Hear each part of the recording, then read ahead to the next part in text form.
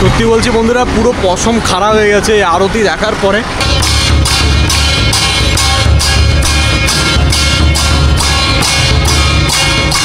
পুরো উড়িষ্যাতে না আমার এই গোপালপুরটাকে খুব নিরিবিলি আর শান্ত লাগে। মানে আপনি যদি ফ্যামিলি নিয়ে বা পরিবার নিয়ে আসেন তাহলে this is the best place, কারণ এখানে আপনাকে ডিস্টার্ব করার জন্য কেউ নেই। মার্কন্ডি সি বিচের একটা বিশেষত্ব কি জানেন?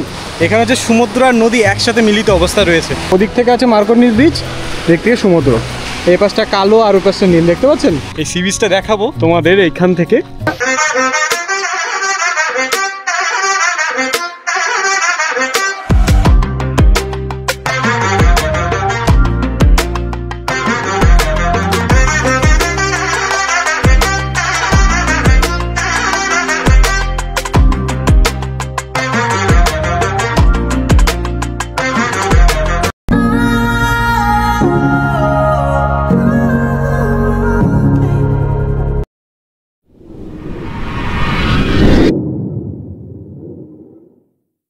জয় জগন্নাথ বন্ধুরা, কেমন আছেন সবাই? আশা করি সবাই দুর্দান্ত আছেন।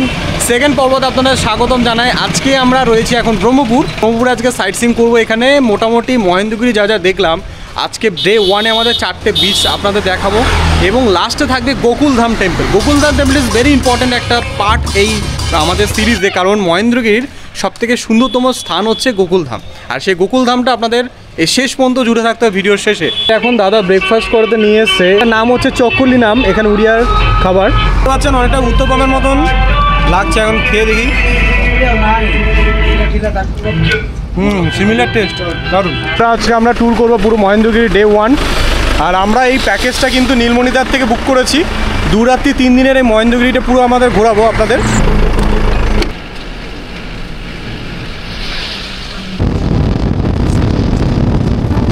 আমরা এখন চলে এসেছি গোপালপুর সি বিচে, আমাদের প্রথম পয়েন্ট এটা মহেন্দ্রগিরি ট্যুরের। এটা কিছুটা আপনি ওল্ড দীঘার সঙ্গে তুলনা করতে পারেন। এই সাইডটা কিছুটা এরকম লাগবে, কিন্তু দারুণ এলাকাটা, খুব শান্ত নিরিবিলি পরিবেশ এই গোপালপুর সি বিচ। অ্যাকচুয়ালি কি বলুন তো, পুরো উড়িষ্যাতে না আমার এই গোপালপুরটাকে খুব নিরিবিলি আর শান্ত লাগে। মানে আপনি যদি ফ্যামিলি নিয়ে বা পরিবার নিয়ে আসেন সময় কাটানোর জন্য তাহলে this is the best place, কারণ এখানে আপনাকে ডিস্টার্ব করার জন্য কেউ নেই। স্নানও করতে পারবেন এখানে, খুবই সুন্দর এলাকাটা। সন্ধ্যাবেলা তো জানেনই সব সাজগোজি আলাদা থাকে, এখানে মার্কেটিং বসে নিচে। মানে এত সুন্দর সাউন্ড আর এত সুন্দর ক্লিয়ার পুরো দেখতে, দেখুন সমুদ্রের কালারটা, থাকতে পারি ইন্ডিয়া। চলে এসছি, খুব সুন্দর লাগছে এই গোপালপুর সি বিচ। জনসংখ্যা খুবই কম বলা যায়, অনেক মানুষ দূর দূরান্ত থেকে এখানে এসছে, কারণ এখান থেকে হায়দ্রাবাদ খুবই কাছে, অন্ধ্রপ্রদেশ, ওখানে মানুষ আসে, বাংলা থেকে মানুষ আসছে, আর উড়িষ্যার মানুষ তো আছেই।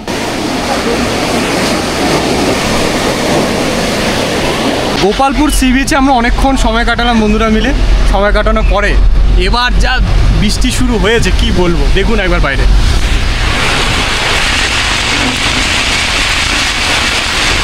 কেমন?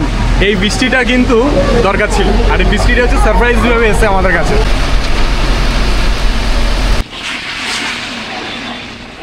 ওকে বন্ধুরা, এখন আমরা পরের পয়েন্টে চলে এসেছি, মানে পরের সি বিচ। আপনাদের বলেছিলাম যে 4টে সি বিচ আপনাদের দেখাবো এই পর্বতে। তো এবারে আমরা চলে এসেছি ধবলেশ্বর সি বিচ। আর ধবলেশ্বরের এখানে মন্দিরও রয়েছে, মন্দিরটা আপনারা দেখাবো, কিন্তু আগে সি বিচটা দেখে আসি। এই সি বিচটা খুবই নিয়ারেস্ট আর খুব ক্লিনেস্ট বলা যায় সব থেকে। এই মহেন্দ্রগিরি ট্যুর করলে না আপনি প্রথম দিনে যে 4টে সি বিচ পাবেন, খুবই ধামাকা লেভেলের, খুবই ধামাকা। প্রথমত Gopalpur sea beach very famous উড়িষ্যাতে। এখানে আমরা এখন ধবলেশ্বর বিচে এসেছি, আর এখানে গণেশ চতুর্থীর এনজয়মেন্ট হচ্ছে। এখানে আবার 7 দিন 10 দিনের পালন করা হয়, আমাদের ওখানে তো কবে শেষ হয়ে গেছে। গোপালপুর সি বিচের মতন পরিষ্কার পরিচ্ছন্ন, নিট অ্যান্ড ক্লিন, এখানে লোকজন পাবেন না। ভার্জিন একটা সি বিচ, এখানে শুধু লোকাল বিসর্জন করতে এসছে, নাহলে কিন্তু পুরোই ফাঁকা থাকে। আপনি ফ্যামিলি মেম্বারদেরকে নিয়ে আরামসে এনজয় করতে পারেন, সত্যি বলছি। এখানে কিন্তু একটা স্নান করা যায় না, কিন্তু লোকাল পাবলিক বলতে স্নান করা যায়। দারুণ দারুণ সি বিচটা। এই যে এখানে মন্দির রয়েছে, ঠিক আছে, ধবলেশ্বর মন্দির রয়েছে, যেটা হচ্ছে বাবা ভোলেনাথ এখানে বিরাজমান। তো এখানে মন্দির এখন বন্ধ, কারণ অলমোস্ট 1টা বাজে, 12টার সময় জানেন মন্দির বন্ধ হয়ে যায়। তাহলে আমরা ঢুকছি না। ভিতরের স্ট্রাকচারগুলো খুবই সুন্দর, আর বৃষ্টি আমাদের সঙ্গে আসতে যাচ্ছে, ঠিক আছে। যাই হোক, এখান থেকে আমরা বেরিয়ে যাবো এখন পরের পয়েন্টের দিকে। চলো ওকে বন্ধুরা, এখন বৃষ্টি কমে গেছে আর রৌদ্র বেরিয়ে গেছে। এখন আমরা চলে এসেছি মার্কন্ডি সি বিচে। চলো এই সি বিচটা দেখাবো তোমাদের এইখান থেকে।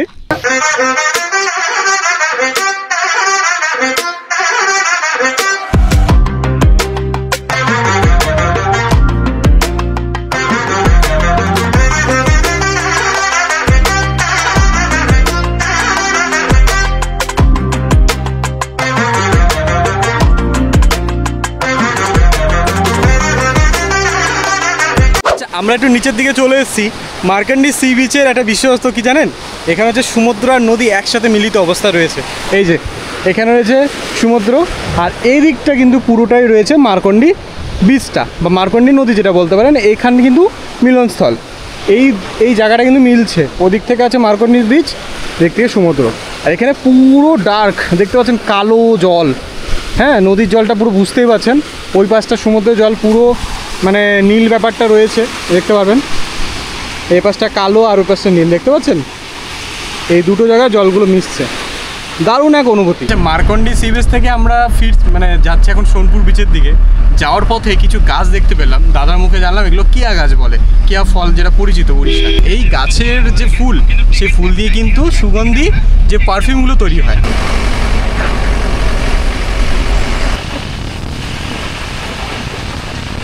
মার্কন্ডি বিচ থেকে আসার পরে খুব কাছেই রয়েছে গঞ্জাম ডিস্ট্রিক্টের সবথেকে ফেমাস একটি মন্দির, ভৈরবী মাতার মন্দির। এখানে হচ্ছে জগন্নাথ মন্দির, আর এই পুরো চত্বরটা মন্দিরের।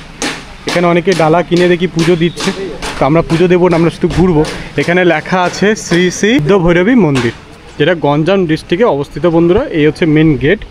চলে গেটের ভিতরে ঢোকা যাক। আর মন্দিরটা ঠিক এই রকম রয়েছে দূর থেকে। আমরা এখন ভৈরবী মাতার টেম্পলে রয়েছি। তো এখানে কিন্তু আপনাদের একটা স্পেশাল ব্যাপারটা দেখুন, নির্মলিতা ব্যবস্থা করেছে। এ কিন্তু ভোগের আইটেম আপনাদের প্যাকেজের মধ্যেই থাকবে, ঠিক আছে? এই ভোগের যে খাবারগুলো খাচ্ছি, এটা আমরা দুপুরবেলা এখন 2:30 মতন বাজে। আমরা এখানে ভোগ খাবো, তারপর আমরা দর্শন করব, পরে আমরা সোনপুর বিচের দিকে যাব। দারুণ, জয় জগন্নাথ। সব কপালের ভাগ্যে থাকাই বন্ধুরা। ভোগটা সত্যি খুব ভালো লাগলো। আমাদের যদি প্যাকেজের মধ্যে এটা রয়েছে, আপনারা যদি চান ভোগ খাবেন না বাইরে হোটেলে খাবেন, সেই ব্যবস্থাও করে দেবে। আমাদের বলেছিল যে একটা ভোগের ব্যবস্থা আছে, তোমরা কি খাবে, এবার সম্পূর্ণ একটা চয়েস আপনাদের। আর এই পুরোটা হচ্ছে এই মন্দিরের চত্বরটা। চলুন ভৈরবী মাতাকে দর্শন করে আপনাদের। চলুন, মন্দিরের এই হচ্ছে গেট, ভৈরবী মাতার ভিতরে যাওয়া যাক। বাহ, সুন্দর, চৌখাটকে প্রণাম। এখানে আসলে উপর দিকটা দেখবেন ওই নারকেল পাতার ছাউনি রয়েছে। আর এখানে হচ্ছে মন্দিরটা কালীমা কা মন্দির है ना? कालीमा माँ दुर्गा। अच्छा अच्छा अच्छा, ठीक। ये इतिहास क्या है यहाँ का? हिस्ट्री हाँ, ये जमीन था। हाँ, और जमीन के बाद चाष करने लंगल में जाता है ना। हाँ हाँ, जो खेती करते हैं। खेती करने के टाइम पर वो माँ निकला। পান্ডারা খুব ভালো, আমাদের কথা মেনে ওনারা একটু দর্শন করতে দিচ্ছে ভিতরে। অসংখ্য কৃপা বলা যায়। মায়ের গর্ভগৃহে আমরা ঢুকে গেছি, দেখতে পাচ্ছ মায়ের স্থান এখানে। পান্ডারা খুবই ভালো, আমাদের দেখার সুযোগ করে দিল। এই মাতা দুর্গা, এটা এক পা। আচ্ছা, चार हाथ है। এই যেখানে 4টে হাত রয়েছে, এটা দেখাচ্ছে দেখুন। আচ্ছা, मतलब यहाँ से पानी निकलता है, पानी निकलता है, गंगा। বাহ বাহ। वो तो लंगल के এই চাষি যখন নাঙ্গল লাগাচ্ছিল, এই দাগটা রয়েছে।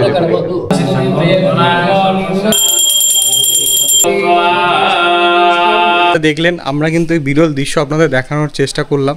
বা ওনারা এত ভালো পান্ডারা যে আমাদের পুরো গর্ভগৃহে ঢুকিয়ে দেখালো যে এখানে যে কাহিনিটা উনি বললো, যে এখানে একজন চাষি নাঙ্গল দিচ্ছিল সেই জমিতে, সেই সময় মা মাটি থেকে বেরিয়ে আসে নাঙ্গলের টানে।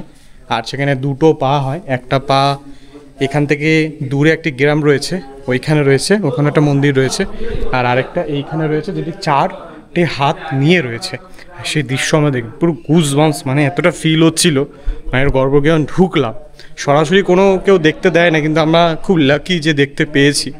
খুব ভালো লাগলো, সত্যি বলছি, মা দুর্গার অপূর্ব রূপ দেখে। দেখতে পাচ্ছেন কত সুন্দর মন্দিরের স্ট্রাকচার। এপাশ থেকে শুধু একবার তাকান তাহলে বুঝতে পারবেন। এই মাতা ভৈরবী মন্দির, এখানে টোটাল 108টা এরকম মন্দির রয়েছে। সব ধরনের মন্দির রয়েছে, শুধু বিষ্ণু মহাদেব কালী নয়, সব ধরনের।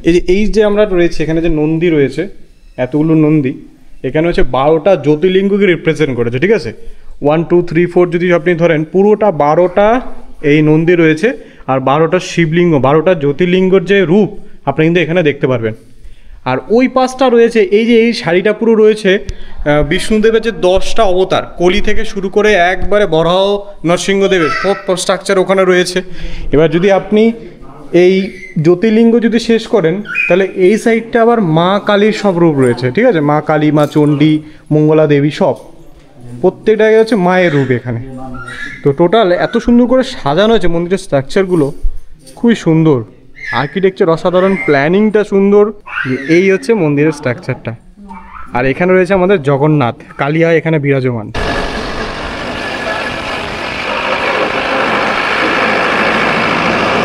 এখন আমরা চলে এসেছি সোনাপুর বিচে। এখান দিয়ে আমাদের টিকিট কাটা হলো, টিকিট কাটার পরে আবার আমাদের গাড়ি এন্ট্রি করছে সোনাপুর বিচের দিকে।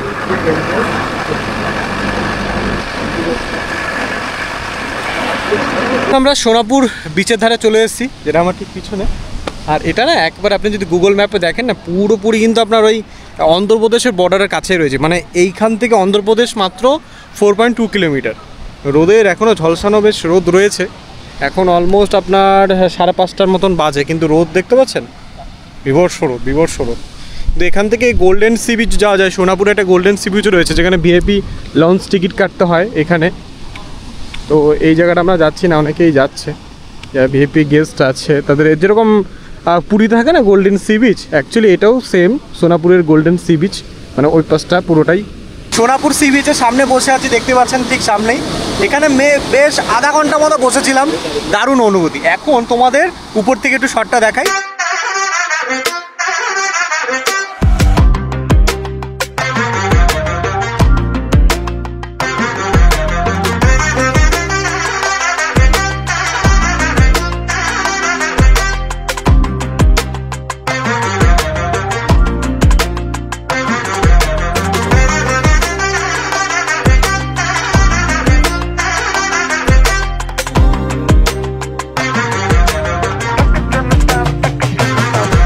Good evening. বর্তমানে এখন আমরা সোনাপুর বিচ থেকে অনেকটা ট্রাভেল করে চলে এসেছি এখন তোমার গোকুল ধাম টেম্পলের বাইরে একটু স্ট্রাকচারটা দেখাই, খুবই সুন্দর। আমাদের গাড়ি ওখানে পার্ক করা আছে, বাইরে খুব সুন্দর একটা ওং লেখা আছে, এখানে হরে কৃষ্ণ মন্ত্র লেখা আছে। চলুন আমরা ভিতরে যাই। এই দেখুন, এই হচ্ছে গেটটা, এখানে উড়িয়া ভাষা লেখা আছে গোকুল ধাম। বৃন্দাবন যদি আপনারা গিয়ে থাকেন দেখবেন কৃষ্ণের কারাগার যেরকম আছে না, ঠিক সেই রকম কিছুটা স্ট্রাকচারটা দেওয়ার চেষ্টা করেছে, বেশ সুন্দর। আজকে আমাদের প্যাকেজের প্রথম দিনের শেষ গন্তব্য বলা যায়, ডে 1-এর। জয় শ্রীকৃষ্ণা, রাধামা এবং কৃষ্ণার দুর্লভ একটি চিত্র। আর এদিক দিয়ে সোজা মন্দিরে ঢুকে যাচ্ছি আমরা। আমাদের কান্না বিরাজমান, তার সাইড রয়েছে রাধামা এবং তার ডান সাইডে রয়েছে রুক্মিণী, হ্যাঁ রুক্মিণী দেবী রয়েছে। আর উনি এখন এই পূজার্চনা করবেন, আমরা সেটা একটু আপনাদের দেখাচ্ছি। কি সুন্দর দেখুন, ভগবানের অপূর্ব সুন্দর রূপ।